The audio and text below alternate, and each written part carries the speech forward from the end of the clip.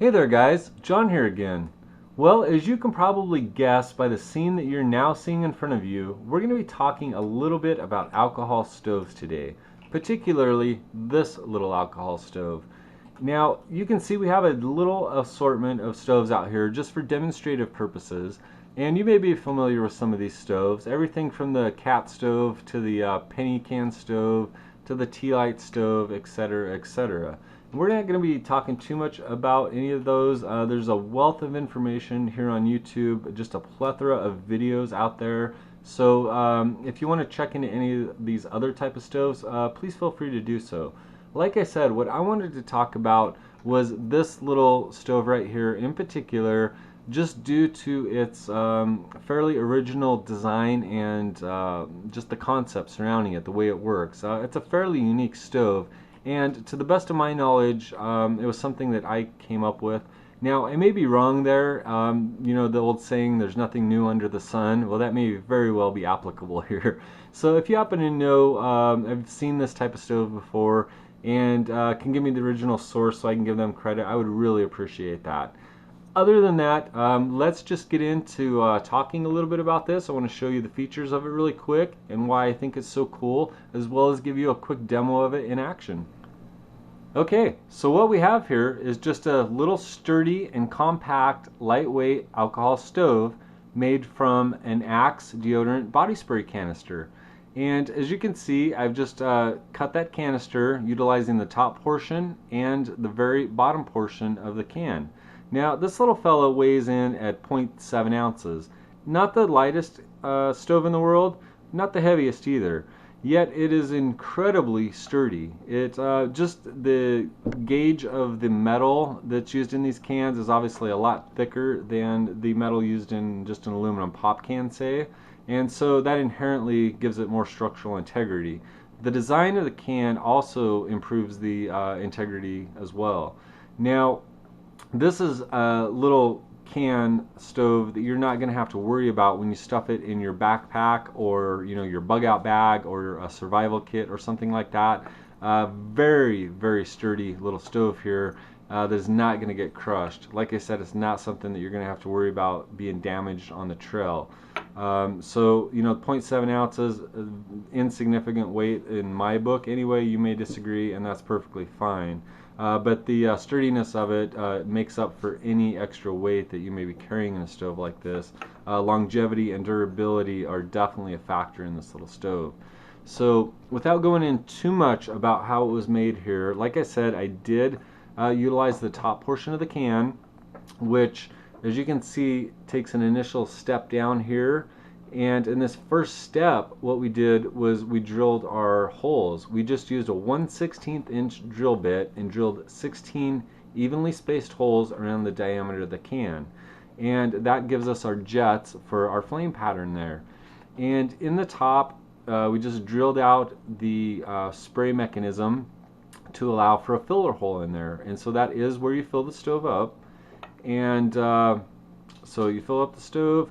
It's got this cool little ring base here, and that is the thing I love about this, is that it works perfectly in conjunction with these little DIY aluminum can type of pots that I've been messing around with.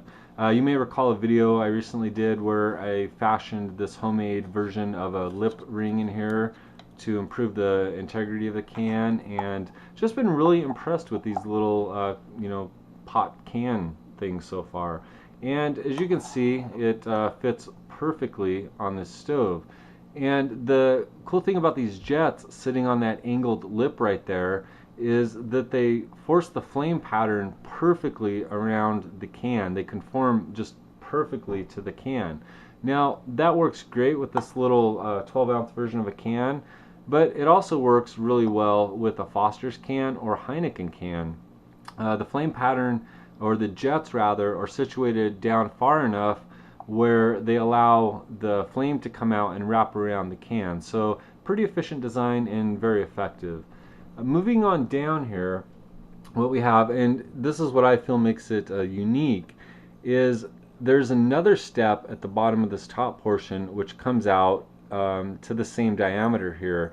and actually fits in this little lip around the bottom perfectly. In fact, you kind of have to do some work and get that tapped in there, but once you get that seated, that is just in there incredibly well and is not going to come out on you. If you are worried about that, you can apply some a beaded JB Weld or something in there. But like I said, knowing how much pressure it took to exert to seat this, I'm not too worried about that.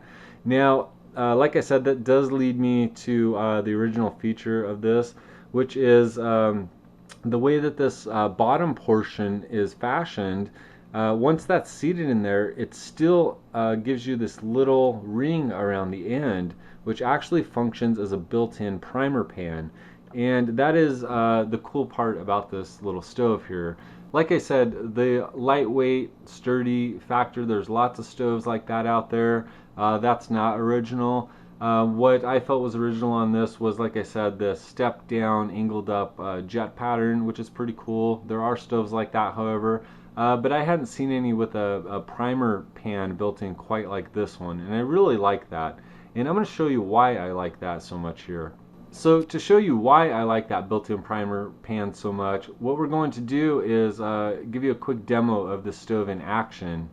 The first thing that you're going to want to do is utilize the little filler hole up here and just go ahead and put whatever amount of alcohol you're going to be using in here. I've found that half an ounce of alcohol works perfectly for boiling one of these 8-ounce 1 cup capacity pots here. It actually takes approximately 4.5 minutes to get this thing to boil, so a half ounce definitely does the job on that. So you're going to want to go ahead and fill that up.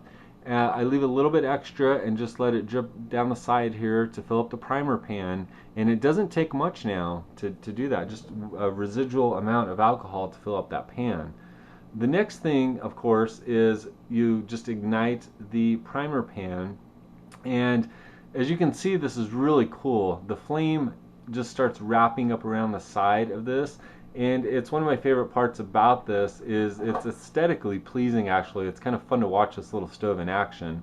The priming flame starts to wrap around the can, and then there is a pretty sudden flip over from the ignition, from the bloom, as you call it, of the can. So it takes about 30 seconds to get for the primer to take effect and to vaporize the fuel in there enough for the pot to bloom and start coming out the jets.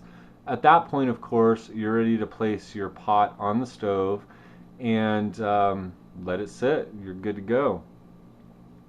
As you can see, the flame wraps up just really nicely, conforms really well around the can. It's a very efficient design. And like I said, a boil time of just over 4 minutes is pretty darn good, I think. And there you have it. We have a nice full boil going on with this. Like I said, it is a very efficient design on this, and it takes very little fuel actually. We just boiled this 8-ounce cup of water in, like I said, just about 4.5 minutes, so not too bad at all in my book, especially for the amount of fuel being used. Well, there you go, guys. A quick little look at a simple DIY alcohol stove. I hope you enjoyed it. I thought it was pretty cool. You'll have to let me know what you think, though. So anyway, that is about all I got for this one. We're going to wrap her up here and call it good. So I look forward to hearing from you. I appreciate your support as always, and we'll see you next time.